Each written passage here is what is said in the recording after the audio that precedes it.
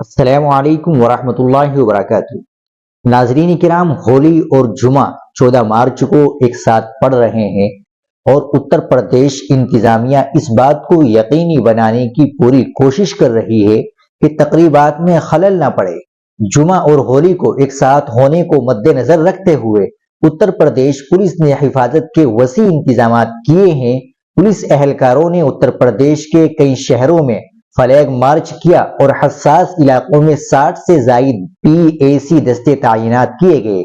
لکھنؤ سے بریلی، ایودھیا سے متھرا اور مظفر نگر سے مراد آباد تک 25 ایسے اضلاع ہیں جہاں پولیس زیادہ چوکس ہے۔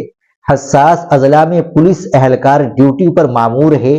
یوپی کے تمام حساس اضلاع میں پولیس اہلکاروں کو ڈیوٹی پر تعینات کیا گیا ہے۔ کہیں بھی ماحول خراب کرنے کی کوشش کرنے والوں سے سختی سے نمٹنے کی ہدایت بھی دی گئی ہے۔ آپ کو بتاتے چلے کہ اس بار ہولی اور جمعے کی نماز ایک ہی دن ادا کیے جائیں گے، اس لیے پوری احتیاط برتی جا رہی ہے۔ گڑبڑ پیدا کرنے والے عناصر پر نظر رکھنے کی ہدایت دی گئی ہے۔ PAC کے 60 کمپنیاں حساس اضلاع میں تعینات کی گئی ہے۔ کاشی، متھرا اور ایودھیا جیسے مذہبی مقامات پر بھی سخت حفاظتی انتظامات کیے گئے ہیں۔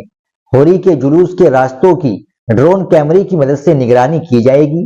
ایک سینئر افسر نے بتایا کہ رمضان کے مہینے میں ہولی اور جمعے کی نماز ایک ہی دن پڑھنے کی وجہ سے پولیس سوشل میڈیا پر مسلسل نظر رکھے ہوئے ہے تاکہ کسی بھی قسم کے اشتعال انگیز مواد یا جعلی خبروں پر روک لگائی جا سکے۔